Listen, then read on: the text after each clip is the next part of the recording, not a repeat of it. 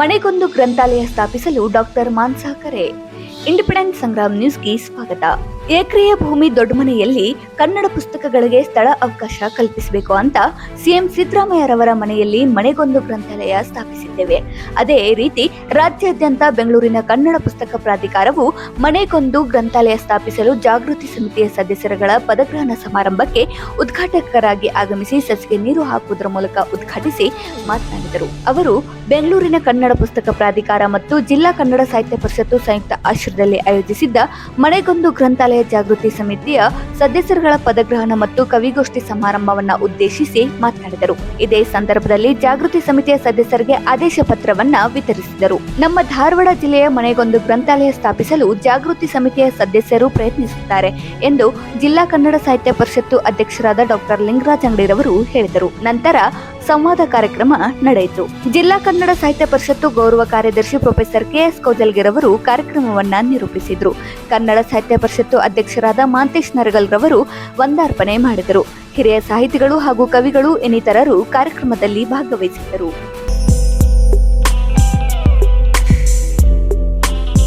ಮತ್ತು ಪುಸ್ತಕ ಅಂಗಡಿಯವರು ಹೇಳ್ತಾರೆ, ಪುಸ್ತಕಗಳು ಮಾರಾಟ ಸಾಕಷ್ಟು ಆಗ್ತವೆ ಅಂತ ಹೇಳ್ತಾರೆ. ಹೀಗೆ ಒಂದು ರೀತಿಯ ಪ್ರಕಾಶಕರು ಒಂದು ರೀತಿ ಹೇಳ್ತಾರೆ, ಅನಂತರ ಸಾಹಿತಿಗಳು ಒಂದು ರೀತಿ ಹೇಳ್ತಾರೆ, ಓದುಗರು ಒಂದು ರೀತಿ ಹೇಳ್ತಾರೆ. ಓದುಗರು ಗುಣಮಟ್ಟದ ಪುಸ್ತಕ ಬರ್ತಾ ಇಲ್ಲರಿ, ಅನಂತರ ಪುಸ್ತಕ ಪ್ರಾಧಿಕಾರದವ್ರು ಒಂದಿಷ್ಟು ಖರೀದಿ ಮಾಡ್ತಾರೆ, ಅನಂತರ ಗ್ರಂಥಾಲಯದವರು ಒಂದಿಷ್ಟು ಖರೀದಿ ಮಾಡ್ತಾರೆ, ಅದಕ್ಕಾಗಿ ನಾವು ಬರಿತೇವೆ ಅಂತಕ್ಕಂಥ ಒಂದು ಗುಂಪು ಇವತ್ತು ನಿರ್ಮಾಣ ಆಗಿದೆ.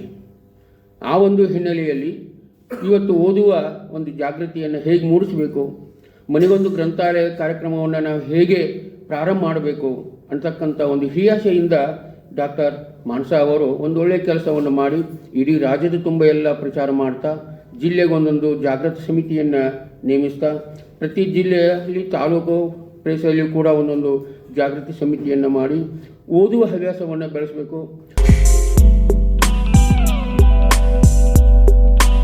ಈ ಹೊತ್ತಿನಲ್ಲಿ ನಾನು ಭಾಗವಹಿಸೋದಕ್ಕೆ ಬಹಳ ತುಂಬ ಸಂತೋಷ ಆಗ್ತಾ ಇದೆ. ಯಾವ ಕಾರಣಕ್ಕೆ ಅಂದರೆ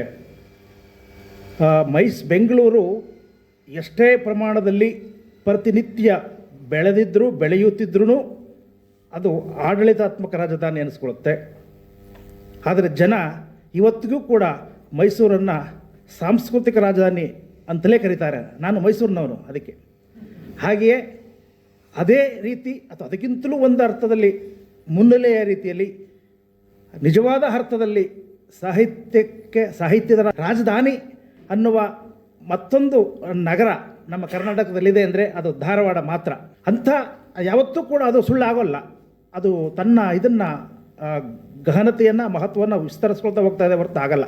ಅದಕ್ಕಾಗಿ ಇಂತಹ ಒಂದು ಸಾಂಸ್ಕೃತಿಕ ರಾಜಧಾನಿಯಲ್ಲಿ ಹುಟ್ಟಿ ಬೆಳೆದ ನಾನು ಇವತ್ತು ಆಡಳಿತಾತ್ಮಕ ರಾಜಧಾನಿಯಲ್ಲಿ ಅಧಿಕಾರ ಮಾಡ್ತಾಯಿದ್ರು, ಮತ್ತೊಂದು ಮಹತ್ವದ ಸಾಂಸ್ಕೃತಿಕ ರಾಜಧಾನಿಯಲ್ಲಿ ಬಂದು ನಿಂತಿದ್ದೀನಲ್ಲ, ಅದಕ್ಕಾಗಿ ನನಗೆ ಭಾಳ ಸಂತೋಷ ಅಂತ ಹೇಳಿದ್ದು. ಮತ್ತು ನಿಮ್ಮನ್ನೆಲ್ಲ ನೋಡುವ ಒಂದು ಸೌಭಾಗ್ಯ, ಆ ಸೌಭಾಗ್ಯಕ್ಕಾಗಿ ನನಗೆ ನಾನೇ ಖುಷಿ ಪಟ್ಕೊಳ್ತೀನಿ. ಬಂಧುಗಳೇ, ನಮ್ಮ ಕನ್ನಡ ಪುಸ್ತಕ ಪ್ರಾಧಿಕಾರಕ್ಕೆ ಈಗ 33 ವರ್ಷಗಳ ಹರೆಯ. ಮೊದಲ ಅಧ್ಯಕ್ಷರು ಆಗಿದ್ದವರು ನಮ್ಮೆಲ್ಲರ ಪ್ರೀತಿಯ LS ಶೇಷಗಿರಿರಾವ್ ಅವರು. ಅವರ ಅಧ್ಯಕ್ಷ ಸ್ಥಾನದ ಮೂಲಕ ಇದು ಅಸ್ತಿತ್ವಕ್ಕೆ ಬಂತು. ಈಗ ನಾನು 10ನೇ ಅಧ್ಯಕ್ಷ. ಈ ಹಿಂದೆ ತಿರುಗಿ ನೋಡಿದರೆ 9 ಜನ ಮಹನೀಯರು ಅಧ್ಯಕ್ಷರಾಗಿ ನಮ್ಮ ಪುಸ್ತಕ ಪ್ರಾಧಿಕಾರವನ್ನು ಕಟ್ಟಿದ್ದಾರೆ, ಬೆಳೆಸಿದ್ದಾರೆ. ಎಲ್ಲರೂ ಅವರದೇ ಆದ ಪ್ರೀತಿಪೂರ್ವಕವಾಗಿ ಕಳೆಯಿಂದ ಅವರ ಕಲ್ಪನೆಯಿಂದ ಬೆಳೆಸಿದ್ದಾರೆ. ಹಾಗೆ ಹೀಗೆ ಬೆಳೆದು ಬಂದ ಈ ನಮ್ಮ ಪ್ರಾಧಿಕಾರಕ್ಕೆ ಅದರದ್ದೇ ಆದ ಒಂದು ಮಹತ್ವ ಇದೆ. ಎಲ್ಲ ಅಕಾಡೆಮಿಗಳಿವೆ, ನಮ್ಮ ಸರ್ಕಾರದಲ್ಲಿ ಬೇರೆ ಬೇರೆ ಪ್ರಾಧಿಕಾರಗಳಿವೆ. ಎಲ್ಲದಕ್ಕಿಂತಲೂ ನಮ್ಮ ಪುಸ್ತಕ ಪ್ರಾಧಿಕಾರಕ್ಕೆ ಒಂದು ವಿಶೇಷ ಸ್ಥಾನ. ಯಾಕೋ ಗೊತ್ತಿಲ್ಲ, ನಮ್ಮ ಹಿರಿಯರು ಆ ದೃಷ್ಟಿಯಿಂದನೇ ಅದನ್ನು ಕಟ್ಟಿದ್ದಾರೆ, ಅದನ್ನು ಒಂದು ಮಾಡಿದ್ದಾರೆ. ಹಾಗಾಗಿ ಅದಕ್ಕೆ ಹಲವಾರು ಪ್ರಶಸ್ತಿಗಳಿದೆ, ಅದು ಕಾರ್ಯ ಗೌರವಗಳಿದೆ, ಸ್ಥಾನಮಾನಗಳಿವೆ. ಎಲ್ಲವನ್ನೂ ಕೂಡ ಇಂದ್ರ ಅಧ್ಯಕ್ಷರು ತುಂಬ ಪ್ರೀತಿಪೂರ್ವಕವಾಗಿ ಮಾಡಿದರೂ ಕೂಡ ಇವತ್ತಿನ ಕಾಲಘಟ್ಟಕ್ಕೆ ಅದು ಅಷ್ಟೇ ಸಾಕೆ. ಯಾಕೆಂದರೆ ಈಗ ಸವಾಲುಗಳಿವೆ. ಈ ಸವಾಲುಗಳನ್ನು ನಾವು ಮೆಟ್ಟಿ ನಿಲ್ಲಬೇಕಾದ್ರೆ ನಾವು ಗಟ್ಟಿಯಾಗಿ ಆಲೋಚನೆ ಮಾಡಬೇಕು, ಅಥವಾ ಮನಸ್ಸನ್ನು ಮುಟ್ಟುವ ರೀತಿಯಲ್ಲಿ ನಾವು ನಮ್ಮ ಬೆಂಗಳೂರಿನ ಕನ್ನಡ ಭವನದಲ್ಲಿರುವ ಕನ್ನಡ ಪುಸ್ತಕ ಪ್ರಾಧಿಕಾರವನ್ನು ಹೊರಗಡೆ ತರಬೇಕು ಅನ್ನುವ ಒಂದು ಕಲ್ಪನೆ ನನ್ನದು. ಯಾಕೆ ಈಗ ನೋಡಿ, ನಮಗೆಲ್ಲರೂ ಗೊತ್ತಿದೆ, ನೀವೆಲ್ಲ ಭಾಳ ಹಿರಿಯರಿದ್ರಿ.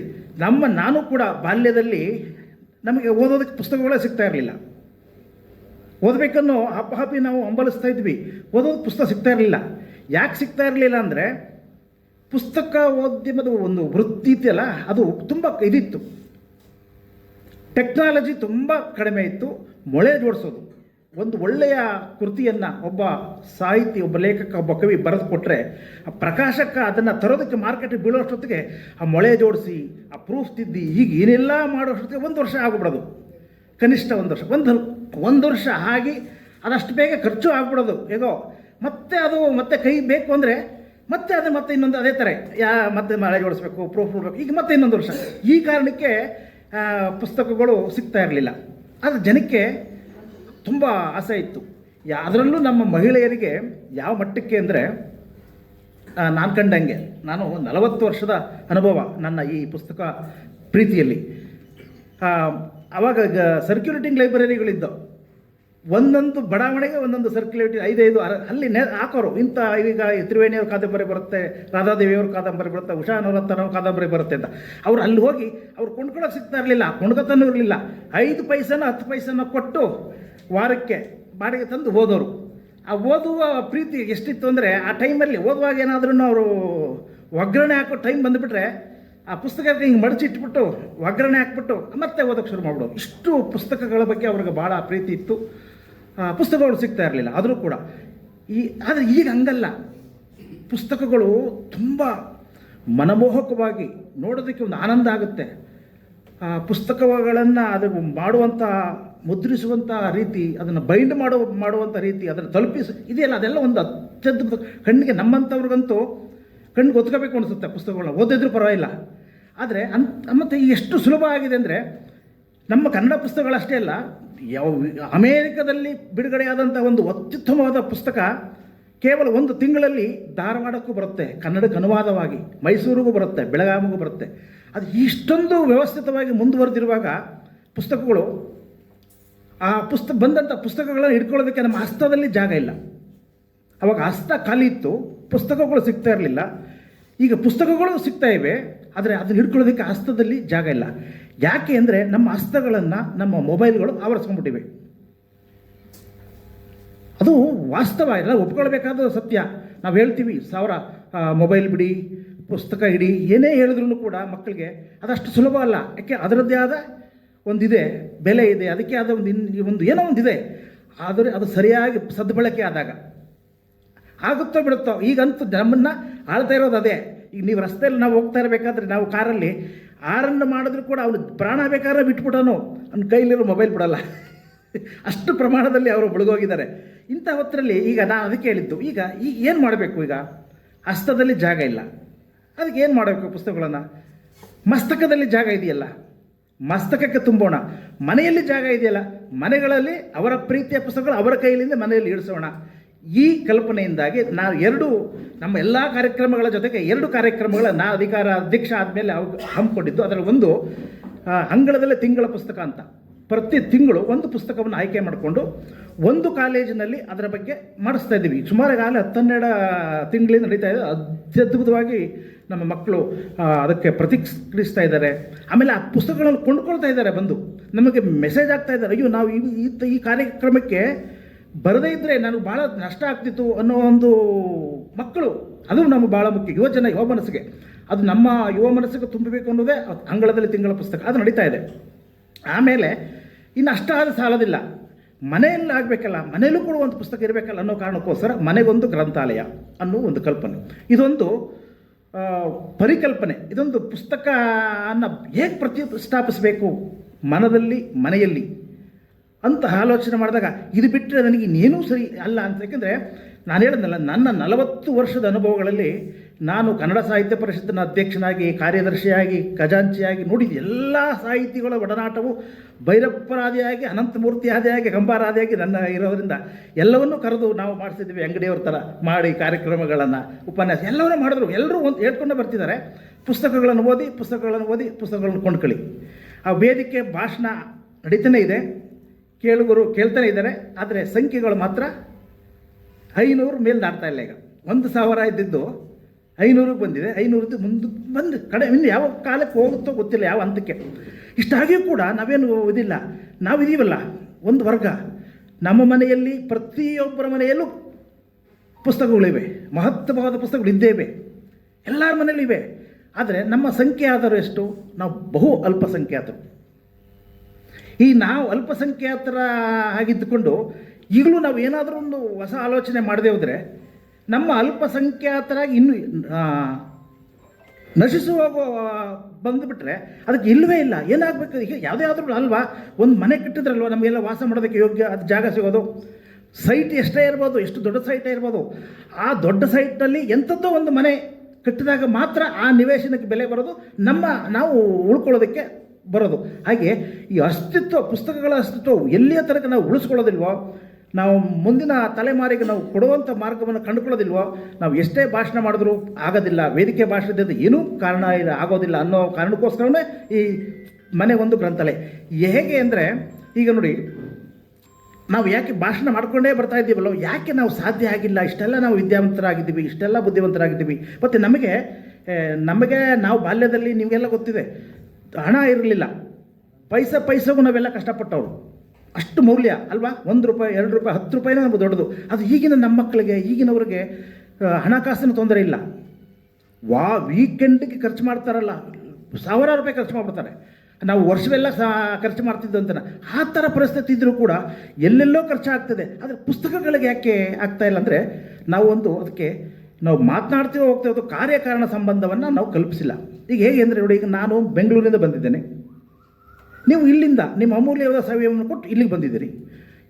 ಇದಿಲ್ಲದೇ ಇದ್ದರೆ ನೀವು ಬರ್ತಾ ಇರಲಿಲ್ಲ, ನಾನು ಬರ್ತಾ ಇರಲಿಲ್ಲ. ಪ್ರತಿಯೊಂದಕ್ಕೂ ಒಂದು ಕೇಳುತ್ತೆ, ಪ್ರತಿಯೊಂದು ಕಾರ್ಯವೂ ಒಂದು ಕಾರ್ಯಕಾರಣ ಸಂಬಂಧವನ್ನು ಕೇಳುತ್ತೆ. ಹಾಗೆ ಆ ಕಾರ್ಯಕಾರಣ ಸಂಬಂಧವನ್ನು ಕಲ್ಪಿಸಬೇಕು ಅನ್ನೋದು ನಮ್ಮ ಈ ಕಲ್ಪನೆ. ಈಗ ನೋಡಿ, ನಾವು ಎಲ್ಲ ನೋಡಿರ್ತೀವಿ, ಪ್ರತಿಯೊಂದು ಮನೆಯಲ್ಲಿ ಒಬ್ಬ ಬಡವ ಆಗಲಿ ಶ್ರೀಮಂತ ಆಗಲಿ ಅವರವರ ಶಕ್ತಿಗೆ ತಕ್ಕಂತೆ ಒಂದಷ್ಟು ಮಾರ್ಕೆಟ್ಗೆ ಹೋದಾಗ ಅವ್ನಿಗೆ ನೆನಪಾಗುತ್ತೆ, ಒಂದು ಹಣ್ಣು, ಹೂವು, ಅರಿಶಿನ, ಕುಂಕುಮ ಖಂಡಿತ ತಗೊಂಡು ಹೋಗ್ತಾರೆ ಅವರವರ ಶಕ್ತಿಗೆ ತಕ್ಕಂತೆ, ಅವರವರ ಪ್ರೀತಿಗೆ. ಯಾಕೆ ತಗೊಂಡು ಹೋಗ್ತಾರೆ ಅಂದರೆ, ಅವ್ರ ಮನೆಯಲ್ಲಿ ಒಂದು ದೇವರ ಮನೆ ಅಂತ ಇರುತ್ತೆ. ದೇವ್ರ ಮನೆ ಇಲ್ವಾ, ಇನ್ನೂ ತೀರಾದ ಒಂದು ಫೋಟೋ, ಅವ್ರ ಇಷ್ಟದ ದೈವದ ಒಂದು ಫೋಟೋ ಇರುತ್ತೆ, ಆ ಫೋಟೋಗಾದ್ರೂ ಒಂದು ಹೂ ಹಾಕಬೇಕಲ್ಲ, ಅದಕ್ಕೋಸ್ಕರ ಒಂದು ಅಗರಬತ್ತಿ ತಗೊಂಡು ಹೋಗ್ತಾನೆ. ಆ ಒಂದು ಕಲ್ಪನೆಯನ್ನು ತುಂಬಿಟ್ಟಿದ್ದಾರೆ ನಮ್ಮ ಮನಸ್ಸಿಗೆ ನಮ್ಮ ಹಿರಿಯರು. ಹಾಗೆ ಮಾಡಿದಾಗ ನಿನ್ನ ಇಷ್ಟದ ದೇವರಿಗೆ ನೀನು ನಮಸ್ಕಾರ ಮಾಡ್ಕೊಂಡು ಹೊರಗಡೆ ಹೋದರೆ ನಿನ್ನ ಕೆಲಸ ಆಗುತ್ತೆ. ಅದು ನಿಜ ಕೂಡ. ಇದು ಮನಸ್ಸಿನ ಸಂಬಂಧ.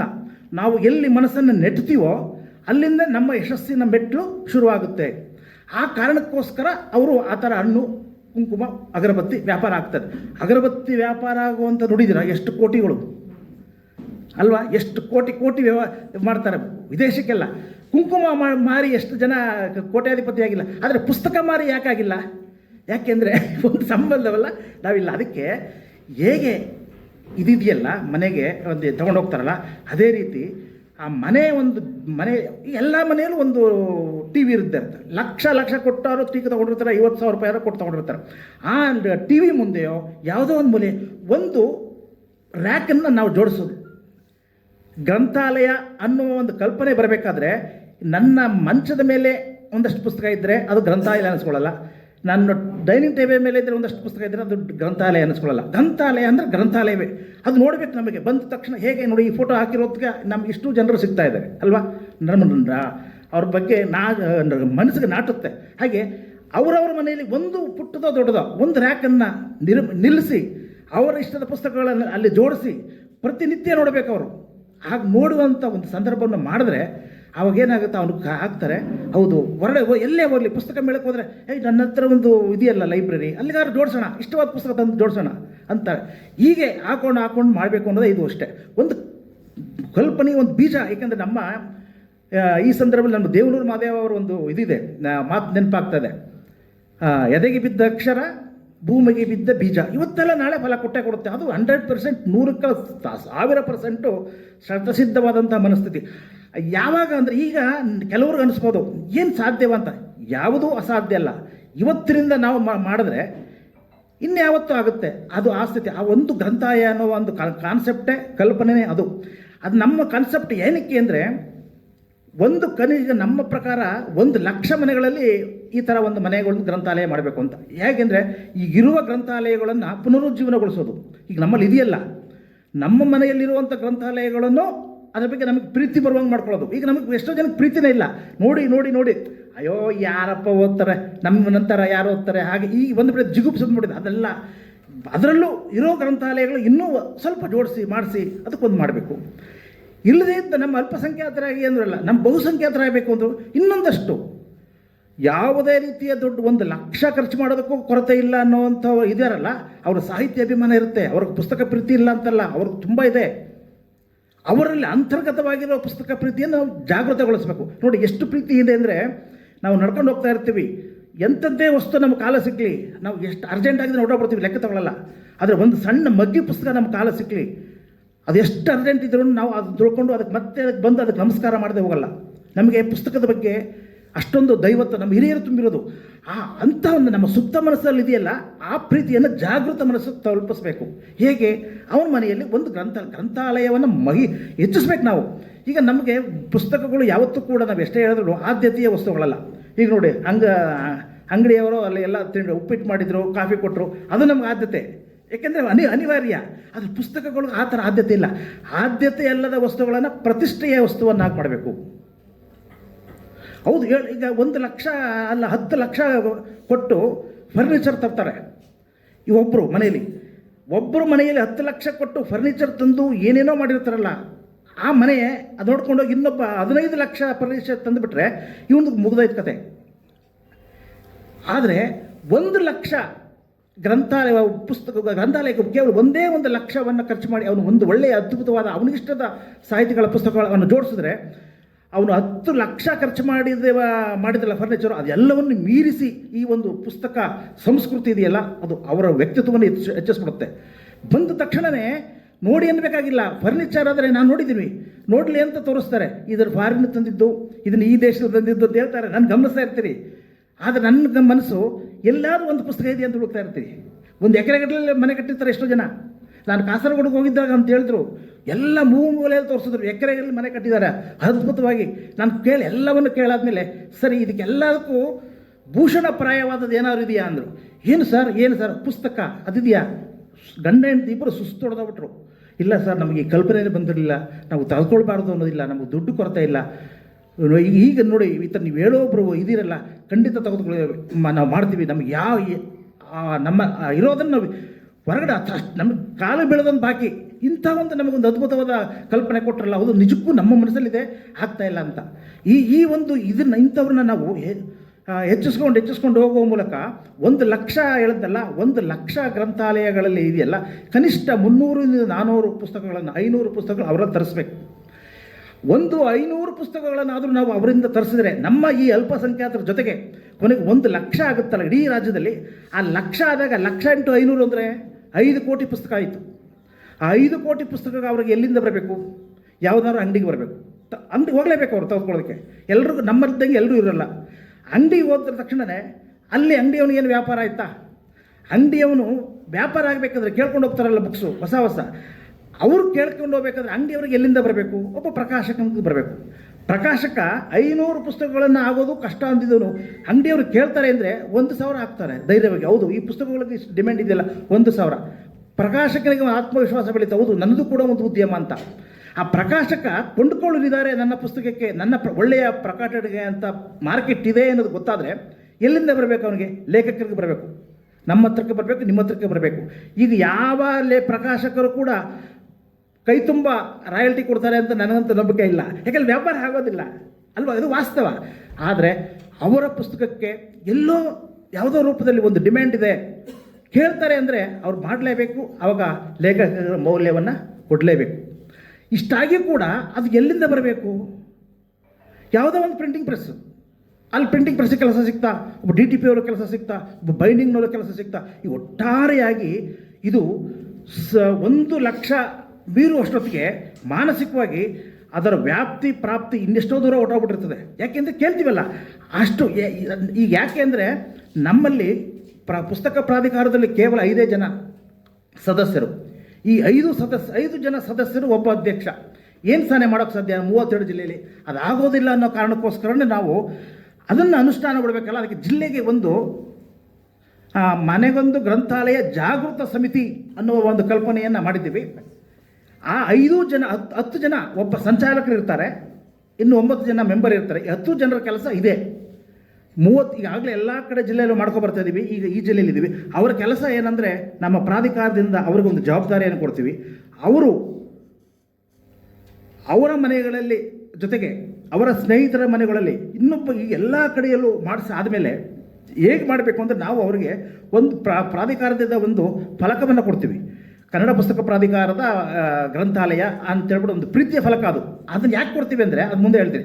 ಅದನ್ನು ಅವ್ರ ಮನೆಗೆ ಕೊಡುವ ಮೂಲಕ ಅವರ ಮನೆಯಲ್ಲಿರುವ ಗ್ರಂಥಾಲಯವನ್ನು ಯಾರಾದರೂ ಒಬ್ಬ ಹಿರಿಯ ಸಾಹಿತಿಯ ಮೂಲಕ ಉದ್ಘಾಟಿಸೋದು, ಅದನ್ನು ಸುದ್ದಿ ಮಾಡೋದು, ಅದನ್ನು ಪ್ರಚಾರ ಮಾಡೋದು. ಆಮೇಲೆ ಅವರು ಆದಮೇಲೆ ಇಲ್ಲಿ ಪುಸ್ತಕ ಇರ್ತದಲ್ಲ, ಇಲ್ಲಿ ಯಾರು ಅತ್ಯಂತ ಪ್ರೀತಿಯಿಂದ ಜವಾಬ್ದಾರಿಯಿಂದ ಪ್ರೀತಿ ಮಾಡ್ಕೊಂಡಿರ್ತಾರಲ್ಲ, ಆ ಮನೆಯ ಗ್ರಂಥಾಲಯಗಳನ್ನು ಮಾಡಿಸಿ ಹಂಗೆ ಬಿಟ್ಬಿಡೋದಲ್ಲ. ಆ ಮನೆಯಲ್ಲಿ ಈಗ ಇಲ್ಲೇ ಧಾರವಾಡದಲ್ಲಿ ಒಂದು ಒಳ್ಳೆಯ ಪುಸ್ತಕ ಬಿಡುಗಡೆ ಆಗಿರುತ್ತೆ. ಅದು ಇನ್ನೆಲ್ಲೋ ಬಿಡುಗಡೆ ಆಗೋ ಬದಲು ಅದಕ್ಕಿಂತ ಮುಂಚೆ ಆ ಮನೆಯಲ್ಲಿ, ಆ ಗ್ರಂಥಾಲಯದಲ್ಲಿ ಆ ಮಹಿಳೆ ಇರ್ತಾರಲ್ಲ, ಪ್ರೀತಿಯಿಂದ ಮಾಡ್ತಾರೆ, ಅವ್ರ ಮನೆಯಲ್ಲಿ ಅದ್ರ ಬಗ್ಗೆ ಒಂದು ಚರ್ಚೆ. ಈಗ ನಾವು ಅಂಗಳದಲ್ಲಿ ಪುಸ್ತಕ ಏನು ಮಾಡ್ತೀವೋ ಅದೇ ಥರ ಆ ಗ್ರಂಥಾಲಯದಲ್ಲಿ ಒಂದು ತಿಂಗಳಿಗೆ ಒಬ್ಬರ ಮನೆಯಲ್ಲಿ ಆಯ್ಕೆ, ಆ ಪುಸ್ತಕದ ಬಗ್ಗೆ ಚರ್ಚೆ, ಒಂದಷ್ಟು ಜನ ಕೇಳ್ಕೊಳ್ಳೋದು. ಆಮೇಲೆ ಏನೋ ಒಂದು ಒಳ್ಳೆ ಕವಿತೆ ಬಂತು, ಯುವ ಕವಿ, ಆ ಕವಿತೆ ಬರೆದ್ಮೇಲೆ ಅವ್ರನ್ನ ಕರೆದು ಅಲ್ಲಿಗೆ ಒಂದು ಕಾಪಿ ಕೊಡೋದು, ಅವ್ರಿಗೊಂದು ಗೌರವ ಸನ್ಮಾನ ಮಾಡೋದು. ಆವಾಗ ಹೌದು, ನನ್ನನ್ನು ಗುರುತಿಸೋರು ಇದ್ದಾರಲ್ಲ ಅನ್ನೋದು ಆ ಕವಿಗೆ ಬರುತ್ತೆ, ಒಂದು ಆತ್ಮವಿಶ್ವಾಸ ಬರುತ್ತೆ. ಆ ಗ್ರಂಥಾಲಯ ಮಾಡ್ತಾರಲ್ಲ ಆ ಮನೆ, ಹೌದಾ ನಾನು ಇಷ್ಟು ಪುಸ್ತಕ ಇಟ್ಟಿದ್ದಕ್ಕೆ ನನಗೆ ಇಷ್ಟೆಲ್ಲ ನನ್ನ ಮನೆಗೆ ಇಂಥವರೆಲ್ಲ ಬಂದರೆ ಈಗ ನಿಮ್ಗೆ ಯಾರಿಗೋ ಬರ್ತಾರೆ ಅಂದ್ಕೊಳ್ಳಿ. ಇಲ್ಲೆಲ್ಲ ಇನ್ನೆಲ್ಲೋ ಒಂದು ಧಾರವಾಡದಲ್ಲಿ ಅಲ್ಲ, ಬೆಳಗಾಮಲ್ಲಿ ಯಾವುದೋ ಒಂದು ಸಾಹಿತಿ, ಆ ಸಾಹಿತಿ ಬಂದಾಗ ಅವ್ರ ಪುಸ್ತಕಗಳು ಅವ್ರ ಮನೇಲಿರ್ತವೆ. ಆವಾಗ ನಮ್ಮ ಸದಸ್ಯರು ಇರ್ತಾರಲ್ಲ 10 ಜನ, ಅವರನ್ನು ಸರ್ ನಿಮ್ಮ ಅಭಿಮಾನಿ ನಮ್ಮ ಊರಿನಲ್ಲಿದ್ದಾರೆ, ಅವರು ನಿಮ್ಮ ಪುಸ್ತಕಗಳನ್ನ ಇಟ್ಕೊಂಡಿದ್ದಾರೆ, ನೀವು ಅವ್ರ ಮನೆಗೆ ಒಂದು ಭೇಟಿ ಕೊಡಬೇಕು ಸರ್ ಅಂತ ಹೇಳ್ತಾರೆ. ಆ ಜವಾಬ್ದಾರಿ. ಆಗ ಆ ಸಾಹಿತಿ, ಆ ಕವಿ, ಅವ್ರು ಎಷ್ಟೇ ದೊಡ್ಡ ಕವಿ ಆಗಿದ್ರು, ಅವ್ರು ಒಪ್ಕೊಂಡಿರೋ ಕಾರ್ಯಕ್ರಮಕ್ಕೆ ಹೋಗ್ತಾರೋ ಇಲ್ಲವೋ ಗೊತ್ತಿಲ್ಲ, ಆದರೆ ನನ್ನ ಪುಸ್ತಕಗಳನ್ನು ಅವ್ರ ಮನೆ ಗ್ರಂಥಾಲಯದಲ್ಲಿ ಇಟ್ಕೊಂಡಿದ್ದಾರಲ್ಲ, ಅವ್ರ ಮನೆಗೆ ಫಸ್ಟ್ ಭೇಟಿ ಕೊಡ್ತಾರೆ. ಅವ್ರಿಗೊಂದು ಪ್ರೀತಿಯ, ಅವ್ರ ಮನೆಯಿಂದ ಅವ್ರಿಗೇನೂ ಕಷ್ಟ ಇಲ್ಲ ಈಗ ಆ ಮನೆಗೆ. ಆವಾಗ ಇಂಥ ಒಬ್ಬ ಕವಿ ನಮ್ಮ ಮನೆಗೆ ಈ ಪುಸ್ತಕಗಳ ಮೂಲಕ ಬರುವಂಗಾಯ್ತಲ್ಲ, ಇನ್ನೂ ಒಂದಷ್ಟು ಪುಸ್ತಕ ತೆಗೆದುಕೊಳ್ಳೋಣ, ಇನ್ನೂ ಒಂದಷ್ಟು ಮಾಡೋಣ.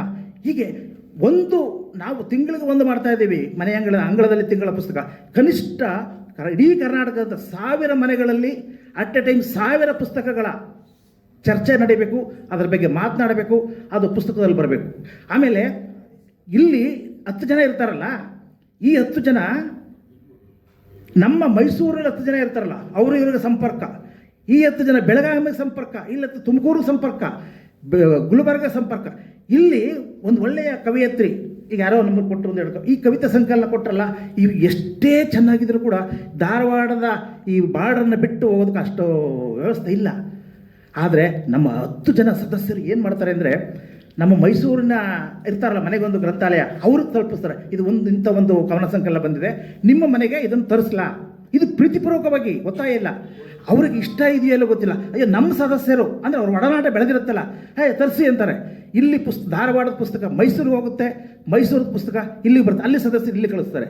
ಆ ಲೇಖ ಹಾಗೆ ಕೊನೆ ಕನಿಷ್ಠ ಒಬ್ಬ ಲೇಖಕನ 1000 ಪುಸ್ತಕ ಕೂಡ ಅವರೇ ಮಾರ್ಕೊಳ್ಬೋದು, ಅಂಗಡಿ ಮೂಲಕ ಮಾರ್ಕೊಳ್ಬೋದು. ಒಂದು ಜಾಲ ಇದು. ಈ ಜಾಲವನ್ನು ಸೃಷ್ಟಿಸುವ ಕ್ರಿಯೆ ನಮ್ಮ ಈ ಪುಸ್ತಕ ಪ್ರಾಧಿಕಾರದ ಒಂದು ಕಲ್ಪನೆ.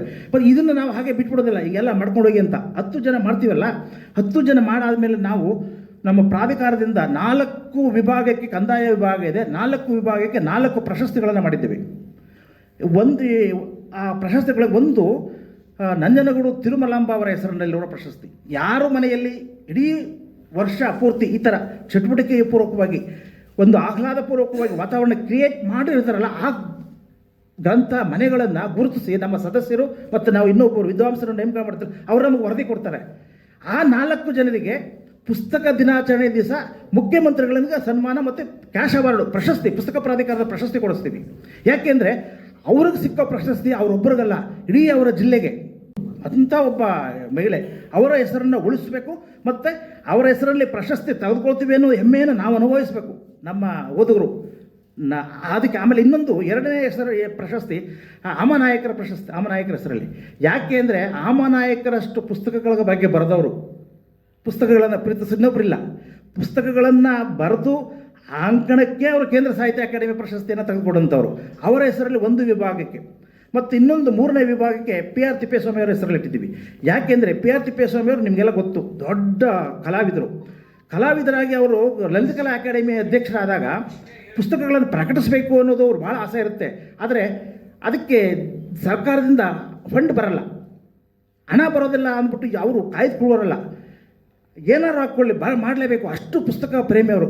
ತಮ್ಮ ತಿಂಗಳ ಸಂಬಳ ಬರ್ತದಲ್ಲ, ಅಧ್ಯಕ್ಷರ ಸಂಬಳವನ್ನೇ ಅವ್ರು ಹಾಕಿ ಪುಸ್ತಕ ಪ್ರಕಟ ಮಾಡ್ತಾರೆ. ಅದು ಲಲಿತಕಲಾ ಅಕಾಡೆಮಿ ಪುಸ್ತಕ. ಇಡೀ ಇವತ್ತು ಕೂಡ ಅದನ್ನು ಈಗಿನ ಅಧ್ಯಕ್ಷರುಗಳಿಗೆ ಅದನ್ನು ಪುನರ್ಮುದ್ರಣ ಮಾಡೋಕ್ಕೂ ಆಗ್ತಾ ಇಲ್ಲ. ಅಂತಹ ಒಂದು ಪುಸ್ತಕ ಪ್ರೇಮಿ. ಅವರ ಹೆಸರಲ್ಲಿ ಒಂದು ಪ್ರಶಸ್ತಿ, ಒಂದು ವಿಭಾಗಕ್ಕೆ ಕಂದಾಯ ವಿಭಾಗಕ್ಕೆ, ಮತ್ತು ಇನ್ನೊಂದು ಗಳಗನಾಥರ ಹೆಸರಲ್ಲಿ ಒಂದು ವಿಭಾಗಕ್ಕೆ. ಯಾಕೆಂದರೆ ಗಳಗನಾಥರು ತಲೆ ಮೇಲೆ ಪುಸ್ತಕಗಳನ್ನು ಹೊತ್ಕೊಂಡು ಹೋಗಿ ಮನೆಗೆ ತಲುಪಿಸಿದಂಥ ಅಪರೂಪದ ಜೀವಿ. ನಾವು ಯಾವ ರೀತಿಯಲ್ಲೂ ಅವರಿಗೆ ಜ್ಞಾನಪೀಠ ಕೊಟ್ಟರು ಅವರು ಕಡಿಮೆನೆ.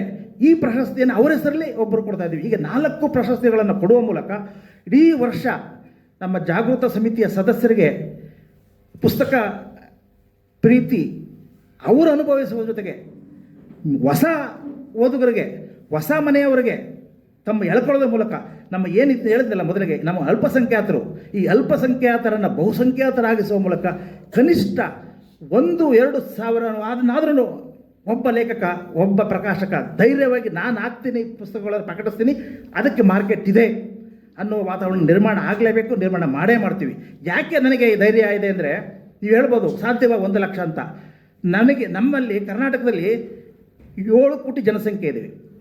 ಆ 7 ಕೋಟಿ ಜನಸಂಖ್ಯೆಗೆ ಆಶ್ರಯ ಕೊಟ್ಟಿರೋ ಮನೆಗಳು 2.5-3 ಕೋಟಿ ಮನೆಗಳು. ನಮಗೆ ಬೇಕಾಗಿರೋದು ಕೇವಲ 1 ಲಕ್ಷ ಮನೆ. ನಾವು ಎಲ್ಲರೂ ಕೂಡ ಪ್ರಯತ್ನ ಪಟ್ಟರೆ, ಪುಸ್ತಕಗಳನ್ನು ಪ್ರೀತಿಪೂರ್ವಕವಾಗಿ ಒಪ್ಪಿಕೊಂಡ್ರೆ ಇದು ಯಾವುದೂ ಅಸಾಧ್ಯವಿಲ್ಲ. ಯಾಕೆಂದರೆ ನಾವು ಯಾಕೆ ಇಷ್ಟೊಂದೆಲ್ಲ ನಿಮ್ಮನ್ನೆಲ್ಲ ಸೇರಿಸಿ ಈ ಇಡೀ ರಾಜ್ಯವನ್ನು ಸುತ್ತುತ್ತಾ ಇದೆ ಅಂದರೆ, ಇದು ಒಳ್ಳೆಯ ಕೆಲಸ. ಕೆಟ್ಟ ಕೆಲಸವನ್ನು ಒಬ್ಬನೇ ಸಾಕು ಮಾಡೋದಕ್ಕೆ, ಆದರೆ ಒಳ್ಳೆಯ ಕೆಲಸ ಮಾಡೋದಕ್ಕೆ ಎಲ್ಲರೂ ಬೇಕು.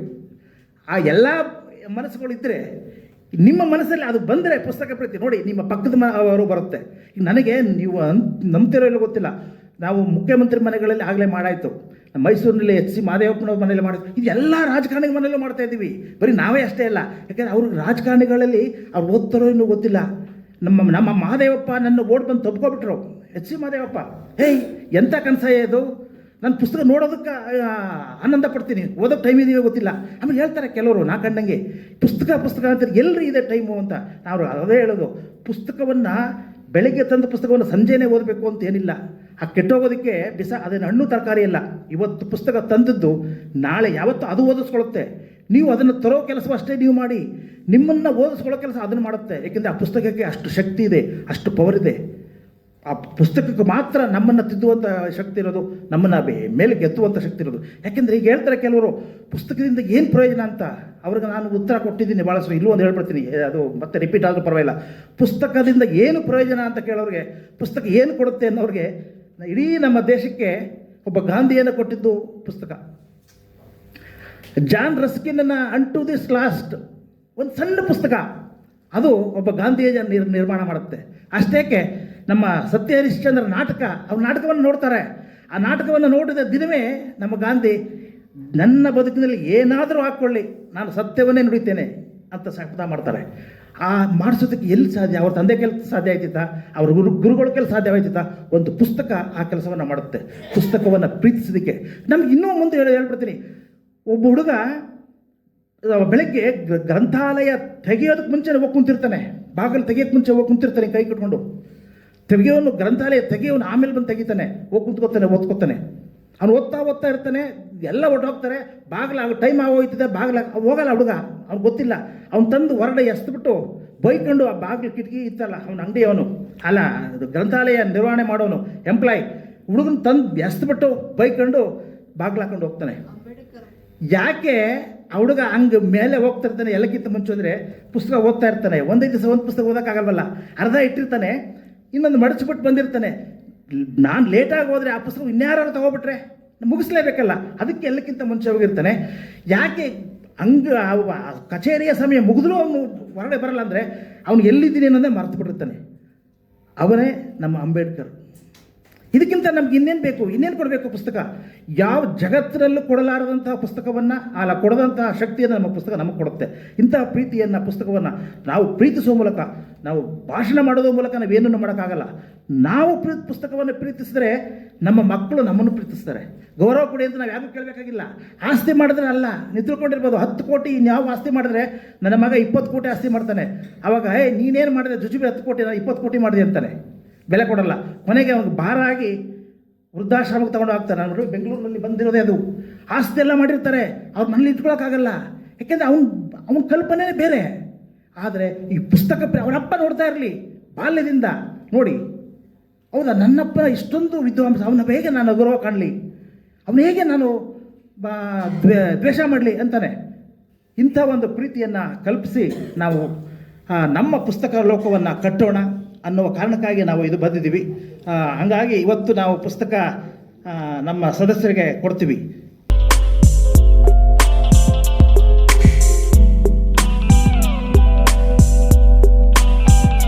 ನನಗೂ 15 ದಿವಸದಿಂದ ಒಂದು ಪತ್ರವನ್ನು ಹಾಕಿದ್ರು ಕಾರ್ಯದರ್ಶಿ ಅವರು, ರಿಜಿಸ್ಟ್ರಾರ್ ಅವರು, ಅಂಗಡಿಯವರು, ನಿಮ್ಮ ಧಾರವಾಡ ಜಿಲ್ಲೆಯಿಂದ 10 ಜನರ ಒಂದು ಸಮಿತಿ ಮಾಡಬೇಕು. ಆ ಸಮಿತಿ ನಮಗೇನು ಪುಸ್ತಕ ಪ್ರಾಧಿಕಾರದ ನೀತಿ ನಿಯಮ ಆ ರೀತಿ ಪಾಲಿಸ್ಬೇಕಂದ್ರು. ಆ ನಿಟ್ಟಿನೊಳಗೆ ನಾನೇನು ಮಾಡಿದ್ರೆ, ನಮ್ಮ ಧಾರವಾಡ ಜಿಲ್ಲೆಯಲ್ಲಿ 8 ತಾಲೂಕಿದ್ದಾವೆ, 8 ತಾಲೂಕಿಂದ ಅಧ್ಯಕ್ಷರಿಗೆ ಫೋನ್ ಮಾಡಿ ಒಬ್ಬ ಒಳ್ಳೆಯ ಸಾಹಿತಿ ಮತ್ತು ಒಂದು ತಾಲೂಕಿನಲ್ಲಿ ಕೆಲಸ ಮಾಡ್ತಕ್ಕಂಥ ಹೆಸರು ಕೊಡೋದಕ್ಕೂ ನಾನು ತಾಲೂಕಿನ ಅಧ್ಯಕ್ಷರ ಒಂದು ಅನುಮತಿ ತೆಗೆದುಕೊಂಡು ಮಾಡ್ತೀನಿ. ಇನ್ನೂ 2-3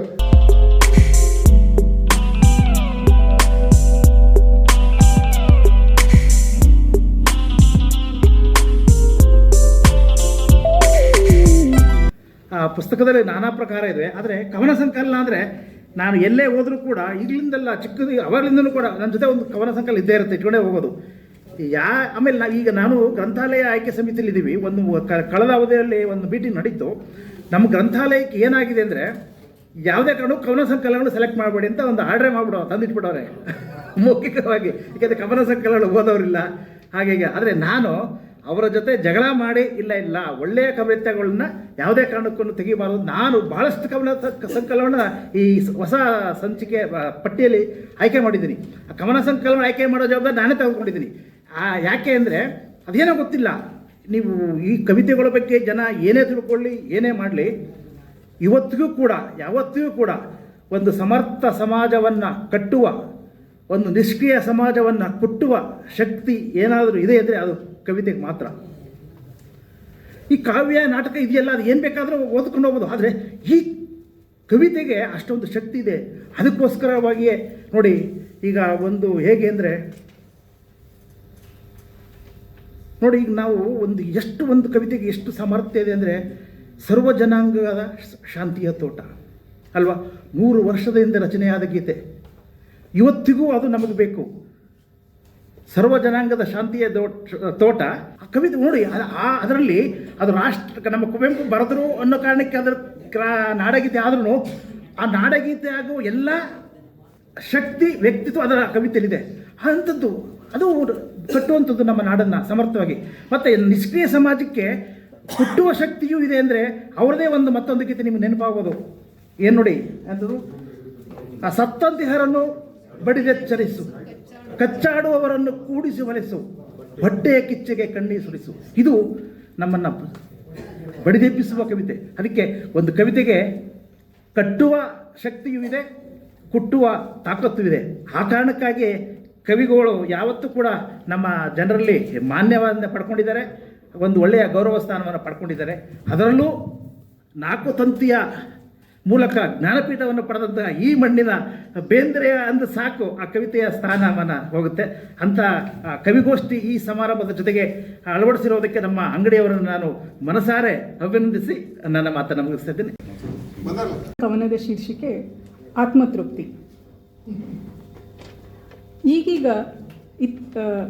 ಈಗೀಗ ಕನಸುಗಳು ಮಾರಾಟಕ್ಕೆ ಸಿಗುತ್ತವೆ, ಸುದ್ದಿಯಾಗದ, ಜಾಹೀರಾತಿಲ್ಲದ ಗುಪ್ತ ಮಾರುಕಟ್ಟೆಯಲ್ಲಿ. ಅಗ್ಗವಾಗಿ ಬಹಿರಂಗವಾಗಿ ಮಾರಾಟವಾಗುವ ಸರಕಲ್ಲವಿದು. ಸದ್ದಿಲ್ಲದ ವಹಿವಾಟಿದು, ಗಾಳಿಗೂ ಸುಳಿವು ಸಿಗದು. ಸದ್ದಿಲ್ಲದ ವಹಿವಾಟಿದು, ಗಾಳಿಗೂ ಸುಳಿವು ಸಿಗದು. ಚೋರ್ ಬಜಾರಿನಲ್ಲಿ ಎಲ್ಲರೂ ಸಭ್ಯರೇ, ಮಾರುವವರು, ಮಧ್ಯವರ್ತಿಗಳು, ಕೊಳ್ಳುವವರು. ಇಲ್ಲಿ ವ್ಯವಹಾರಕ್ಕೆ ಇದ್ದರೆ ಸಾಕು ಕೊಳ್ಳುವ ಇರಾದೆ ಮತ್ತು ಗರಿಗರಿ ನೋಟಿನ ಕಂತೆ. ಪ್ರಾಮಾಣಿಕತೆಯ ಅಡೆಬಿಟ್ಟವರಿಗೆ ಸಿಗುವುದಿಲ್ಲ ಆದ್ಯತೆ, ಪ್ರಾಮಾಣಿಕತೆಯ ಅಡೆಬಿಟ್ಟವರಿಗೆ ಸಿಗುವುದಿಲ್ಲ ಆದ್ಯತೆ. ಯಾರನ್ನು ಯಾರೂ ರೂಪಿಸುವುದಿಲ್ಲ ಅಕಾರಣವಾಗಿ. ಇಲ್ಲಿ ಪದವಿಗಳೂ ಹರಾಜಾಗುತ್ತವೆ ಮಾನಕ್ಕೂ ಮೊದಲು ನಿರಾತಂಕವಾಗಿ. ಇಲ್ಲಿ ಪದವಿಗಳೂ ಹರಾಜಾಗುತ್ತವೆ ಮಾನಕ್ಕೂ ಮೊದಲು ನಿರಾತಂಕವಾಗಿ. ಲಾಭದ ಪಾಲುದಾರರದು ರಂಗವಲ್ಲಿಯ ಚುಕ್ಕಿಯ ನಂಟು. ಆದಿ ಅಂತ್ಯ ಹುಡುಕ ಹೊರಟವರಿಗೆ ಬೇಷರತ್ ಅರಿಯಲಾಗದ ಗುಟ್ಟು. ಆದಿ ಅಂತ್ಯ ಹುಡುಕ ಹೊರಟವರಿಗೆ ಬೇಷರತ್ ಅರಿಯಲಾಗದ ಗುಟ್ಟು. ನವಿಲುಗರಿ ಹೊತ್ತ ಕಿರೀಟದ ಸುಂದರ ಸ್ವಪ್ನವದು ತನ್ನದಾಗಿಸಿಕೊಳ್ಳಲು ನಡೆದಿದ ಹುನ್ನಾರ. ನಿಗದಿಯಾದ ದರ ಕೈಗಿಡದ ಹೊರತು ದಕ್ಕದು ಗೆಲುವಿನ ಹಾರ. ನಿಗದಿಯಾದ ದರ ಕೈಗಿಡದ ಹೊರತು ದಕ್ಕದು ಗೆಲುವಿನ ಹಾರ. ಆನ್ಲೈನ್ ಯುಗದಲ್ಲಿ ಬಿಸಿ ರಕ್ತಗಳಿಗೆ ತ್ವರಿತ ರಂಗೇರುವ ಖಯಾಲಿ. ನೊಂದು ಬೆಂದು ಸರ್ವಸ್ವವನ್ನೂ ಧಾರೆ ಎರೆದು ನರನಾಡಿಯೆಲ್ಲ ಕೆಂಪಾಗುವ ಪೊಳಕ ಇವರಿಗೆ ಬೇಡದ ಚಾಳಿ. ನೊಂದು ಬೆಂದು ಸರ್ವಸ್ವವನ್ನೂ ಧಾರೆ ಎರೆದು ನರನಾಡಿಯೆಲ್ಲ ಕೆಂಪಾಗುವ ಪುಳಕ ಇವರಿಗೆ ಬೇಡದ ಚಾಳಿ. ಎಡಿಸನ್ ಎಂದೂ ಹಿಮ್ಮೆಟ್ಟಲಿಲ್ಲ ಹುಡುಕಲು ಕತ್ತಲಲ್ಲಿ ಬೆಳಕ. ಅಸಂಖ್ಯ ಸೋಲಿನ ಮೆಟ್ಟಲನೇ ಏರಿ ಕಂಡನು ಸಾರ್ಥಕ ಯಶಸ್ಸಿನ ನಾಕ. ಅಸಂಖ್ಯ ಸೋಲಿನ ಮೆಟ್ಟಲನೇ ಏರಿ ಕಂಡನು ಸಾರ್ಥಕ ಯಶಸ್ಸಿನ ನಾಕ. ಕನಸ ನನಸಾಗಿಸಲು ಗೆಲ್ಲಬೇಕು ಎಷ್ಟೋ ಅಂತರಂಗದ ಕದನ. ತೃಪ್ತಿಯ ಬೆವರಹನಿ ತಣಿಸಬೇಕು ದೇಹದ ಪ್ರತಿಯೊಂದು ಕಣ. ತೃಪ್ತಿಯ ಬೆವರಹನಿ ತಣಿಸಬೇಕು ದೇಹದ ಪ್ರತಿಯೊಂದು ಕಣ. ಗಿಲೀಟಿನ ಒಡವೆಯಂತೆ ಕೊಂಡ ಪದವಿ ಹುದ್ದೆಯಲ್ಲ. ಥಳಕು ಕಳೆದು ಬೆತ್ತಲಾಗುವ ದೇಹಕ್ಕೆ ಬೆಲೆಯೇ ಇಲ್ಲ. ಥಳಕು ಕಳೆದು ಬೆತ್ತಲಾಗುವ ದೇಹಕ್ಕೆ ಬೆಲೆಯೇ ಇಲ್ಲ. ಸರಿ ತಪ್ಪುಗಳ ಕವಲುದಾರಿಗಳು ಎದುರಾಗುತ್ತಲೇ ಇರುತ್ತವೆ ಬಾಳ ಪಯಣದಿ. ಆಯ್ಕೆಯ ದಾರಿ ಸಂತೃಪ್ತಿಯ ನಗೆ ಚಿಮ್ಮಿಸಬೇಕು ವದನದಿ. ಆಯ್ಕೆಯ ದಾರಿ ಸಂತೃಪ್ತಿಯ ನಗೆ ಚಿಮ್ಮಿಸಬೇಕು ವದನದಿ. ಅಂತ್ಯಕಾಲದಿ ತರಗಲೆಯಂತೆ ಹಗುರಾಗಿ ಕಳಚಿ ಬೀಳಲು ಧರೆಗೆ ಬದುಕಿ ಅಳಿಯಬೇಕು ಅಪರಾಧಿತ್ವ ಇರದಂತೆ ಮನದೊಳಗೆ. ಬದುಕಿ ಅಳಿಯಬೇಕು ಅಪರಾಧಿತ್ವ ಇರದಂತೆ ಮನದೊಳಗೆ. ಕವನದ ಶೀರ್ಷಿಕೆ ದಾಖಲಾಗದ ಬಿಕ್ಕು. ಒಂದು ನಗುವಿಗೆ ಅದೆಷ್ಟು ಅಳಬೇಕಿಲ್ಲಿ, ಒಂದು ನಗುವಿಗೆ ಅದೆಷ್ಟು ಅಳಬೇಕಿಲ್ಲಿ. ಉರುಳಿದ ಕಂಬನಿ ಗಡಿರೇಖೆ ದಾಟುವುದೇ ಇಲ್ಲ. ಉರುಳಿದ ಕಂಬನಿ ಗಡಿರೇಖೆ ದಾಟುವುದೇ ಇಲ್ಲ. ಸುಡುವ ಎದೆಯೇ ಅದಕ್ಕೀಗ ಗಮ್ಯಸ್ಥಾನ. ಬಿಗಿ ಹಿಡಿದು ಬಿಟ್ಟ ಉಸಿರು ಗಾಳಿಯ ಹೊಟ್ಟೆಯೊಳಗೆ ವಿಹಿತವಾಗಿ, ಬಿಗಿ ಹಿಡಿದು ಬಿಟ್ಟ ಉಸಿರು ಗಾಳಿಯ ಹೊಟ್ಟೆಯೊಳಗೆ ವಿಹಿತವಾಗಿ, ಕಣ್ಣ ಬೆಳಕಿನಲ್ಲಿ ಇಷ್ಟಿಷ್ಟೇ ಇರುಳ ಬೆರೆಸಿ ಕೊನೆಗೆ ಇನ್ನಿಲ್ಲವಾಗಿಸುವ ಸಂಚು ಜಾರಿಯಲ್ಲಿರಲು. ಭ್ರೂಣದಲ್ಲೇ ಕರಗುವ ಬಿಕ್ಕಳಿಕೆಯೊಂದರ ಮರ್ಮರ, ಭ್ರೂಣದಲ್ಲೇ ಕರಗುವ ಬಿಕ್ಕಳಿಕೆಯೊಂದರ ಮರ್ಮರ ಯಾವ ಪುಟದಲ್ಲೂ ದಾಖಲಾಗುವುದೇ ಇಲ್ಲ. ಚಡಪಡಿಕೆಯೊಂದು ಕಾಯಂ ಕರುಳ ತಳದಲ್ಲಿ. ಭ್ರೂಣದಲ್ಲೇ ಕರಗುವ ಬಿಕ್ಕಳಿಕೆಯೊಂದರ ಮರ್ಮರ ಯಾವ ಪುಟದಲ್ಲೂ ದಾಖಲಾಗುವುದೇ ಇಲ್ಲ. ಚಡಪಡಿಕೆಯೊಂದು ಕಾಯಂ ಕರುಳ ತಳದಲ್ಲಿ. ಕಾಲದಾತುರಕ್ಕೆ ಕಾಲೆಳೆದು ಎಲ್ಲೋ ಬಿದ್ದು ಇನ್ನೆಲ್ಲೋ ಏಳುವ ಪರಿಗೆ, ಕಾಲದಾತುರಕ್ಕೆ ಕಾಲೆಳೆದು ಎಲ್ಲೋ ಬಿದ್ದು ಇನ್ನೆಲ್ಲೋ ಏಳುವ ಪರಿಗೆ ಎಡವಿದ ಕಲ್ಲೇ ಅಣಕಿಸುವಾಗ, ಎಡವಿದ ಕಲ್ಲೇ ಅಣಕಿಸುವಾಗ ಬಾಚಿ ತಬ್ಬಲು ಎದುರಾಗುವ ಜೋಡಲುಗಿನ ನಾಜೂಕು ತೋಳುಗಳು, ಬಾಚಿ ತಬ್ಬಲು ಎದುರಾಗುವ ಜೋಡಲುಗಿನ ನಾಜೂಕು ತೋಳುಗಳು ಅಪ್ಪಿಕೊಳ್ಳಲೇಬೇಕಿದೆ, ಅಪ್ಪಿಕೊಳ್ಳಲೇಬೇಕಿದೆ. ಈ ಲೋಕ ಒಪ್ಪಿಕೊಂಡಂತೆ ಅದೆಷ್ಟೋ ವೈರುಧ್ಯಗಳನ್ನು, ಅಪ್ಪಿಕೊಳ್ಳಲೇಬೇಕಿದೆ ಈ ಲೋಕ ಒಪ್ಪಿಕೊಂಡಂತೆ ಅದೆಷ್ಟೋ ವೈರುಧ್ಯಗಳನ್ನು. ಆಗಲೇ ಅಂಕದ ಪರದೆ ಸರಿಯುವುದು, ಆಗಲೇ ಅಂಕದ ಪರದೆ ಸರಿಯುವುದು. ನಮಸ್ಕಾರ. ಕವನದಲ್ಲೇ ಒಂದು ಪುಟ್ಟ ಕಥೆ ಇದೆ. 3 ಪ್ರಶ್ನೆ. ಲಾವಣಿಕಾರ ಕುಣಿಯುತ್ತಾ ಹಾಡಿದ, ಕಣ್ಣೇ ಕಿವಿಯಾದವರ ಮುಂದೆ ಪ್ರಶ್ನೆ ಹರಡಿದ. ಬಲ್ಲಿದರು ಹೇಳಿ ಈ 3 ಪ್ರಶ್ನೆಗಳ 3 ವಸ್ತುಗಳ. ಜಗದಲ್ಲಿ ಹಗುರ ವಸ್ತು ಯಾವುದು?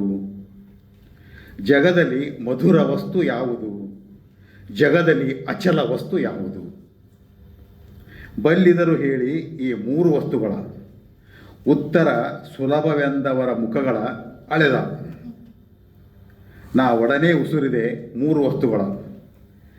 ಜಗದಲ್ಲಿ ಹಗುರು ಹಕ್ಕಿಯ ಪುಚ್ಚ, ಜಗದಲ್ಲಿ ಮಧುರ ಅದುವೇ ಜೇನು, ಜಗದಲ್ಲಿ ಅಚಲ ಶಿಲೆಯಲ್ಲದೆ ಮತ್ತೇನು. ಆತ ಬರಿದೇ ನಕ್ಕ, ಏನನ್ನೂ ಉಸುರದೆ, ಮನಸ್ಸಿಗೆ ನವೆ ನೀಡಿ ತಲೆ ಕೊಡುತ್ತಾ ನಿಂತ.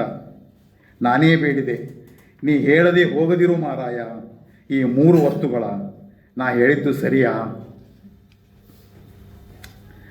ಆವಾಗ ಹಾಡಿದನೊಂದು ಕಥೆಯೇ ಕಾಡುವ ವ್ಯಥೆಯ. ಆ ಕತೆ ಸುಮ್ಮಾನ ಸುರಭಿಯ ನಾಡು, ಕಮ್ಮನೆ ಬದುಕಿನ ಬೆಚ್ಚನೆ ಗೂಡು. ಎಲ್ಲಿಂದಲೋ ಎರಗಿತು ಆ ನಾಡಿಗೆ ಯುದ್ಧ, ನಾಡ ಕಲಿಗಳಿಗೆಲ್ಲ ಅದು ನಾಡ ಯುದ್ಧ. ಆ ತಾಯಿಗೊಬ್ಬನೇ ಮಗ ಎದೆಯುದ್ಧ, ನಾಡಿನ ಕರೆ ಜೀವ ಮಿಡಿತಕ್ಕಾಗಿ ಮಡಿವ ಯುದ್ಧ. ಹೆತ್ತು ಕರಳು ಮೊರೆಯಿತು, ಕಳವಳಿಸಿತು, ಕಿಂಕಿರಿಯಿತು, ಕಳಿಸಲಾಗದೆ ಮಗನ, ಆದರೂ ಕಳಿಸಬೇಕು ಕತ್ತಲಾಯಿತು. ಹೊರಟು ನಿಂತ ಮಗನ ಮೈಯೆಲ್ಲ ದಡವಿದಳು, ದೂರದಲ್ಲಿ ಮರೆಯಾದ ಮಗನ ಬೆನ್ನನ್ನು ಮರೆಯದಾದಳು. ಮಗ ಯುದ್ಧಕ್ಕೆ ಹೋದ, ಅವನ ಬೆನ್ನು ನೆನಪಿನಲ್ಲಿ ಉಳಿತು. ಆತ ಕಂಡನಲ್ಲಿ ಸಾವಿನ ಸಾರಿಗೆ, ಬದುಕಿನ ಮಾರಿಗೆ, ಯಮನ ಊರಿಗೆ ಹೋರಾಡಿ ಬಳಲಿದ. ಎದುರಿಗೆ ಉರಿ ನಾಲಿಗೆ, ಕಾದು ನಡೆದ ಮರಳಿ ಬಾರದ ಊರಿಗೆ. ಮಣ್ಣಿಗಾಗಿ ಸಂದ ಮಗ ಮಣ್ಣೇ ಆದ. ತಾಯಿ ಅತ್ತಳು, ನಕ್ಕಳು, ಗಗೈಸಿದಳು, ಬಿಕ್ಕಿದಳು, ಬಿರಿದಳು, ನೆಲ ಕವಚಿ ಹೊರಳಿದಳು. ಒಡಲು ಕರಗಿ ಹರಿದರೆ ಸಾಲದು ಮನ, ಒಡಲು ಕರಗಿ ಹರಿದರೆ ಸಾಲದು ಮನ. ಎದ್ದು ನಿಂತಳು ಮತ್ತೆ ಬಿರುಗಾಳಿ ಎದ್ದಂತೆ, ಎದೆಯೊಳಗಿನ ದುಕ್ಕೆಲ್ಲ ಒಮ್ಮೆಲೆ ಸವರಿ, ಕುಸುರು ಕಂಬನಿ ಕುಸುಕಿ ಬತ್ತಿದ ಕಂಗಳ ಒಳಗೊತ್ತಿ, ಮೇಲೊಮ್ಮೆ ನೋಡಿ ಕೈ ಮಾಡಿ ದೇವರನ್ನೇ ಕ್ಷಮಿಸಿದಳು. ಯುದ್ಧವಂದ ಮೇಲೆ ಮುಗಿಯದೆ ಕತೆ, ಮುಗಿಯದೆಂದು ಯುದ್ಧ ಹೆರುವ ನೂರಾರು ವ್ಯತೆ. ಯಾರೋ ಕೇಳಿದರಂತೆ ಆ 3 ವಸ್ತುಗಳ, ತೇಪೆ ಹಚ್ಚಿದ ತಾಯಿ ಹೃದಯ ತೊಪ್ಪನೆ ತೊಯ್ದು ಹೇಳಿತಂತೆ. 3 ವಿಷಯ ಹೇಳ್ತದೆ ತಾಯಿ ಹೃದಯ. ತೇಪೆ ಹಚ್ಚಿದ್ದು ಭಾರವೇ ಅಲ್ಲ ಬಲು ಹಗುರು ತಾಯಿಗೆ ಮಕ್ಕಳು, ಮಧುರಾತಿ ಮಧುರ ಅದು ಎದೆಯ ತಾಯಿ ಹಾಲು, ಬೆಟ್ಟದಷ್ಟೇ ಅಚಲ ಸದಾ ಮಿಡಿವ ತಾಯಿ ಕರಳು. ಇವೇ 3 ವಸ್ತುಗಳು. ಕುಣಿಯುತ್ತಾ ಹಾಡಿದ, ತನ್ನ ಕಣ್ಣ ಹನಿಯ ತಾನೇ ಕೇಳಿದ. ನಮಸ್ಕಾರ.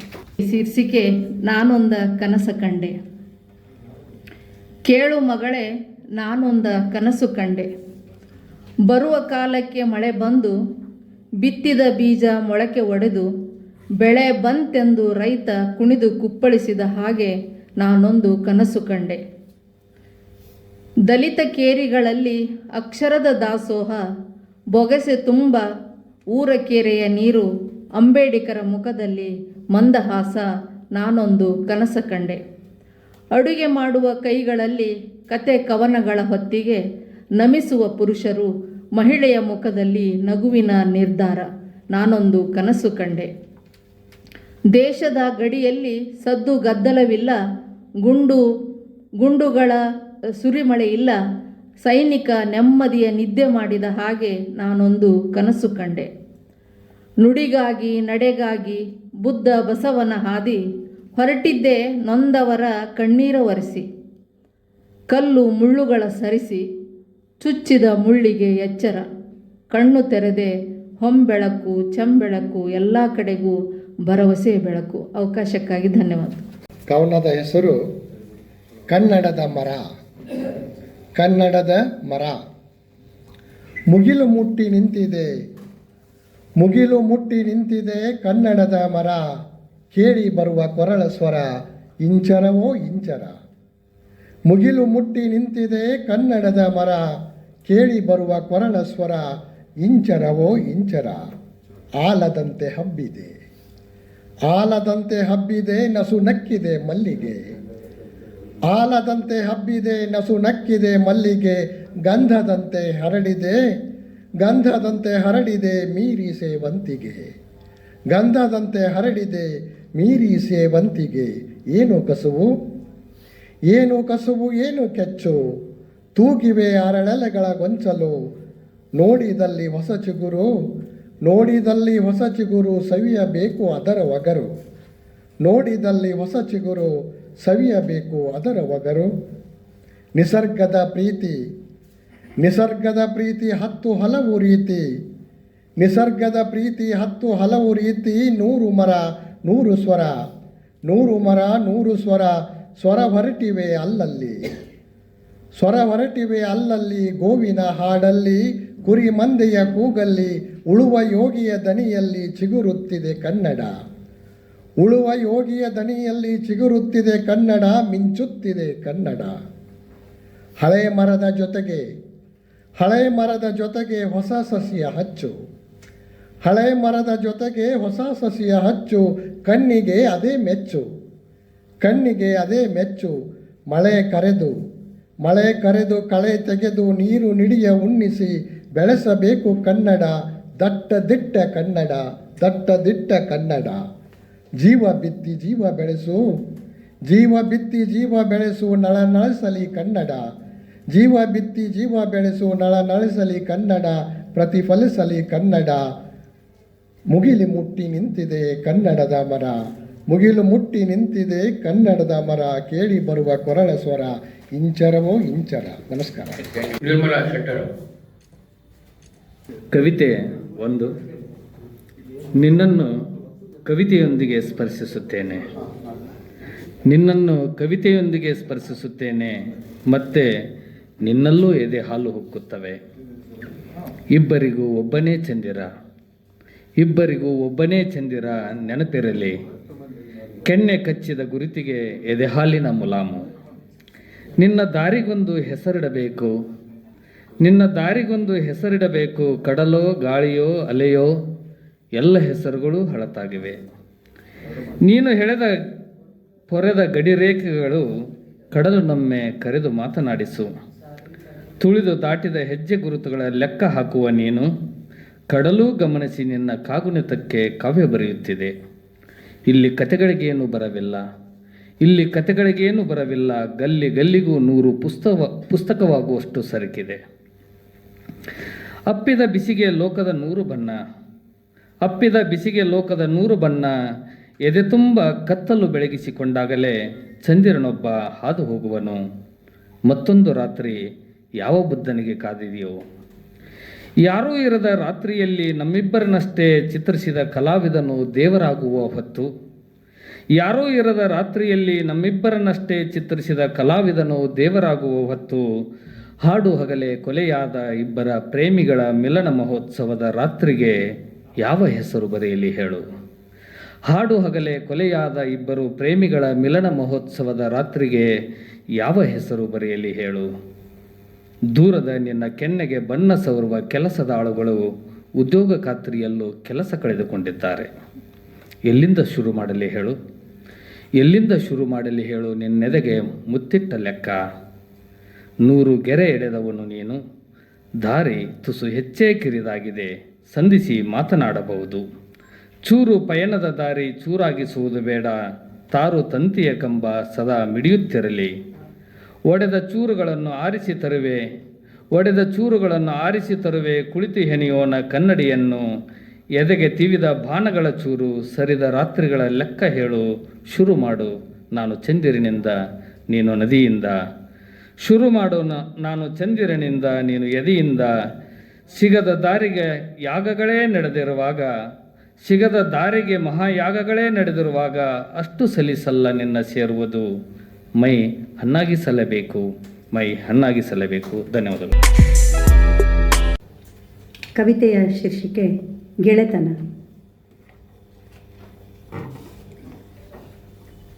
ನಾನು ನಿರ್ಮಲ, ನೀನು ಆರಿಫಾ. ಆಡಿಕೊಳ್ಳುವರು ನಮ್ಮನ್ನು ನೋಡುತ್ತಾ. ಅವರ ನಡುವೆಯೇ ನಾವಿರುವುದು. ಗೆಳೆತನ ನಡೆಯಿತು ಎಲ್ಲವ ಮರೆತು. ನಿನ್ನ ಬಟ್ಟೆಯ ಉಟ್ಟೆನು ನಾನು, ತೊಟ್ಟೆ ನೀ ನನ್ನ ಕಾಲ್ಮರಿಯನು. ನಿನ್ನ ಬಟ್ಟೆಯ ಉಟ್ಟೆನು ನಾನು, ತೊಟ್ಟೆ ನೀ ನನ್ನಯ ಕಾಲ್ಮರಿಯನು. ಅವರಿವರೆಲ್ಲ ಮೂಗು ಮುರಿದರು, ಮೂಗಿನ ಬೊಟ್ಟು ಹೊಳೆದವು ನಕ್ಕು. ಉರ್ದು ಕಲಿತೆ ನಿನ್ನಲ್ಲಿ ನಾನು, ಮೊಳೆಯಿತು ಕನ್ನಡ ನಿನ್ನೊಳು ತಾನೆ. ಗೆಳತಿಯರೆಲ್ಲ ಇಟ್ಟರು ದೂರಕ್ಕೆ, ಹತ್ತಿರವಾದೆವು ಇನ್ನೂ ನಾವು. ಗೆಳತಿಯರೆಲ್ಲ ಇಟ್ಟರು ದೂರಕ್ಕೆ, ಹತ್ತಿರವಾದೆವು ಇನ್ನೂ ನಾವು. ಇಷ್ಟಪಡುವೆ ನೀ ಎಣಗಾಯಿ ರೊಟ್ಟಿ, ಜ್ವಲ್ ಸುರಿಸುವೆನ ಬಿರಿಯಾನಿ ಅನ್ನಕ್ಕೆ. ಗದರಿಕೆ ಖಾಯಂ ಇಬ್ಬರ ಮನೆಯಲ್ಲಿ, ಗರಿಗೆದರಿತು ಸ್ವಯಂ ಬಂದವು ನಮ್ಮಲ್ಲಿ. ಎಲ್ಲೆಲ್ಲಿಯೂ ಇಂದು ಮುಸ್ಲಿಂ ಹಿಂದೂ, ಕೇಳುತ್ತಾ ಧರ್ಮವ ಹೊಡೆವರು ಗುಂಡು. ಜಗದಲ್ಲಿ ತುಂಬಿದೆ ಜಾತಿಯ ಹೆಸರು, ನಮ್ಮೊಳಗಿರುವುದು ಒಂದೇ ಉಸಿರು. ಧನ್ಯವಾದಗಳು.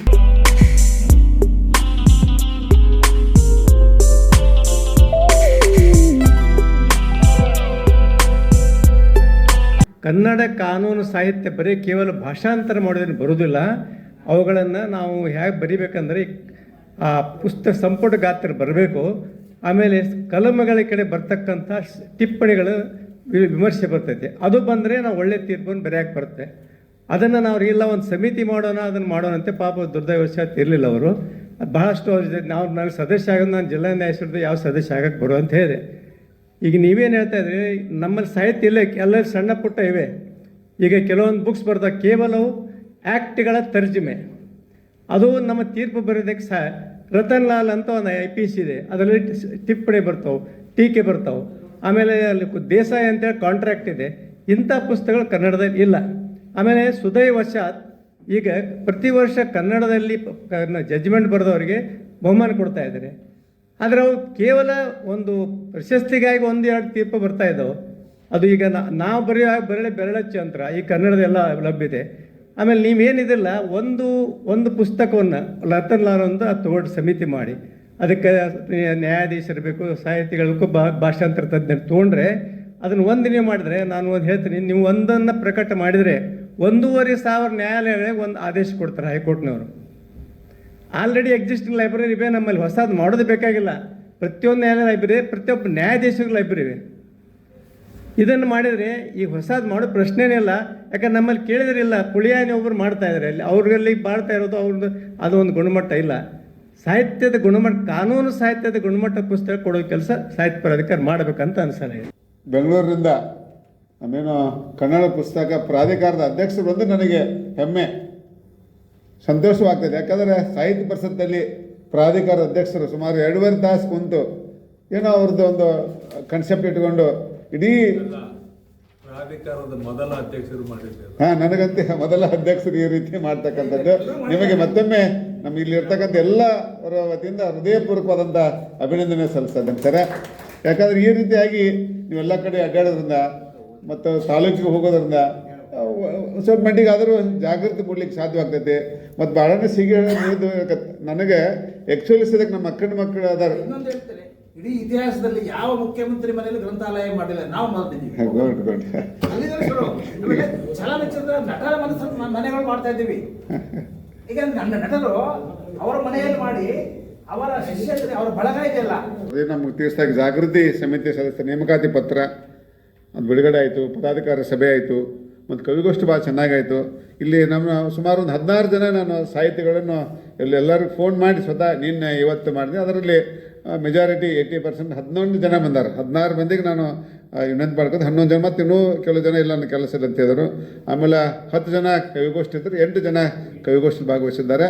ಆಮೇಲೆ 10 ಮಂದಿಗೆ ನಾವು ಪತ್ರ ಕೊಡಬೇಕಾಗಿತ್ತು, ಆದರೆ 2 ಮಾತ್ರ ಅವ್ರು ಬಂದಿಲ್ಲ. ಮುಂದಿನ ದಿನಮಾನದಲ್ಲಿ ಬರ್ತಾರೆ ಅಂತಕ್ಕಂಥ ಮಾತನ್ನು ಹೇಳ್ತಾ, ಒಟ್ಟಿನಲ್ಲಿ ಇವತ್ತು ಬಹಳಷ್ಟು ಯಶಸ್ವಿಯಾಯ್ತು ಹೇಳ್ತಾ. ಖಂಡಿತವಾಗಿಯೂ ಸರ್, ನಾನು ಇವ್ರಿಗೆಲ್ಲ ಇದು ಮಾಡ್ತೇನೆ. ನಾನು ಪ್ರತಿಯೊಬ್ಬ ತಾಲೂಕಿನ ಅಧ್ಯಕ್ಷರಿಗೆ ಅವ್ರು ಕೂಡಿಕೊಂಡು ಒಂದು ಸಾಧ್ಯ ಆದಷ್ಟು ಮಟ್ಟಿಗೆ ನಿಮ್ಮ ಕೈಲಾದ ಮಟ್ಟಿಗೆ, ಯಾಕಂದ್ರೆ ನಮ್ಮ ಡುಮುಕ್ನ ಹೇಳ್ದಂಗೆ ಅವ್ರು ನೌಕರಿ ನೌಕರಿ ಮಾಡ್ತಾನೆ ಮಕ್ಕಳಲ್ಲಿ ಆಸಕ್ತಿ ಬೆಳೆಸ್ತಕ್ಕಂಥದ್ದು, ಅಥವಾ ಅಟ್ಲೀಸ್ಟ್ ನಿಮ್ಮ ಪಗಾರದಾಗ ಸ್ವಲ್ಪ ಅಟ್ಲೀಸ್ಟ್ ಒಂದು 100-200 ರೂಪಾಯಿದಾದ್ರು ಮಕ್ಕಳಿಗೆ ಪುಸ್ತಕ ಕೊಡುವಂಥ ವ್ಯವಸ್ಥೆ ಮಾಡಿರಿ. ಒಂದು ವಿನಂತಿ, ಅದು ಒಂದು ಸೇವಾ ಎಲ್ಲ. ಇಟ್ಟು ಸಣ್ಣ ಪುಸ್ತಕ ಇರ್ತಾವೆ. ಯಾಕೆ ನನಗೆ ನೆನಪಿದೆ, ಹೈಸ್ಕೂಲಲ್ಲಿ ನಮ್ಮ ಹಾವಣಿಗೆ ಸರ್ ಅಂತಿದ್ರಲ್ಲ, ಸಣ್ಣ ಪುಸ್ತಕ ಕೊಡ್ತಾಯಿದ್ರು. ಆ ರೀತಿ ಆದರೂ ನೀವು ಮಾಡಿದರೆ ಸ್ವಲ್ಪ ಈ ಸಮಿತಿಯ ಸದಸ್ಯರು ಮಾಡಿದ್ದಕ್ಕೂ ಸಾರ್ಥ ಆಗುತ್ತೆ, ಮತ್ತು ಟೀಕೆ ಟಿಪ್ಪಣಿ ಬರೋದಿಲ್ಲ.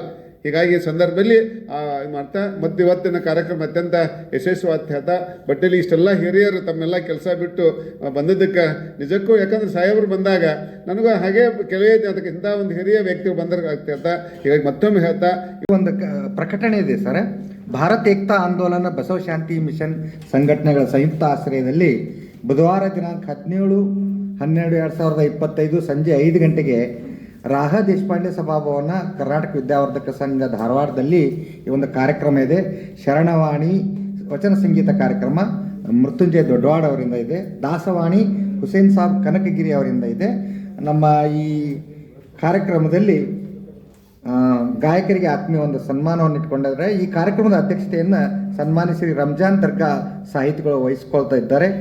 ಮುಖ್ಯ ಅತಿಥಿಗಳಾಗಿ ಡಾಕ್ಟರ್ ಮೃತ್ಯುಂಜಯ ಶೆಟ್ಟರ್ ಅವರು ಬರ್ತಾ ಇದ್ದಾರೆ ಅಂಥೇಳಿ ಒಂದು ಪ್ರಕಟಣೆ ಇದೆ. ಕೊನೆಯದಾಗಿ ವಂದನಾರ್ಪಣೆ. ಕನ್ನಡ ಪುಸ್ತಕ ಪ್ರಾಧಿಕಾರ ಬೆಂಗಳೂರು, ಜಿಲ್ಲಾ ಕನ್ನಡ ಸಾಹಿತ್ಯ ಪರಿಷತ್ ಧಾರವಾಡ ಇವರ ಸಹಯೋಗದೊಂದಿಗೆ ಕನ್ನಡ ಪುಸ್ತಕ ಪ್ರಾಧಿಕಾರ ಮನೆಗೊಂದು ಗ್ರಂಥಾಲಯ, ಜಾಗೃತಿ ಸಮಿತಿ ಸದಸ್ಯರ ನೇಮಕಾತಿ ಆದೇಶ ಪತ್ರ ಬಿಡುಗಡೆ, ಜಿಲ್ಲಾ ಪದಾಧಿಕಾರಿಗಳ ಸಾಹಿತ್ಯ ಸಭೆ ಮತ್ತು ಕವಿಗೋಷ್ಠಿ ಈ ಕಾರ್ಯಕ್ರಮದ ಉದ್ಘಾಟನೆಯನ್ನು ಮಾಡಿರ್ತಕ್ಕಂಥ ಡಾಕ್ಟರ್ ಮಾನ್ಸಾ ಅಧ್ಯಕ್ಷರು ಕನ್ನಡ ಪುಸ್ತಕ ಪ್ರಾಧಿಕಾರ ಬೆಂಗಳೂರು ಇವರಿಗೆ ನಮ್ಮ ಎಲ್ಲ ಸಂಘಟನೆಗಳ ಪರವಾಗಿ ಎಲ್ಲರ ಪರವಾಗಿ ತುಂಬುರದ ವಂದನೆಗಳನ್ನು ಅಭಿನಂದನೆಗಳನ್ನು ಸಲ್ಲಿಸುತ್ತೇನೆ. ಗ್ರಾಹಕರೇ, ಸೆಕೆಂಡ್ ಹ್ಯಾಂಡ್ ವಾಹನ ಬೇಕಾ? ಕಾರ್ ಮತ್ತು ಬೈಕ್ ಬೇಕಾದರೆ ನ್ಯಾಷನಲ್ ಆಟೋ ಕನ್ಸಲ್ಟೆಂಟ್ಗೆ ಭೇಟಿ ನೀಡಿ. ಇಲ್ಲಿ ಎಲ್ಲ ತರಹದ ಸೆಕೆಂಡ್ ಹ್ಯಾಂಡ್ ಬೈಕ್ ಮತ್ತು ಕಾರುಗಳು ಸಿಗುತ್ತದೆ. ವಿಶೇಷವೇನೆಂದರೆ ಲೋನ್ ಮೂಲಕ ವಾಹನ ಖರೀದಿ ಮಾಡಬಹುದು. ನೀವು ಭೇಟಿ ನೀಡಬೇಕಾದ ಸ್ಥಳ old DSP circle, BSL office near KC park Dharwad. Mobile ಸಂಖ್ಯೆ 7348821313 9008447288 ಈ ನಂಬರ್ಗೆ ಹೆಚ್ಚಿನ ಮಾಹಿತಿಗಾಗಿ ಸಂಪರ್ಕಿಸಬಹುದು.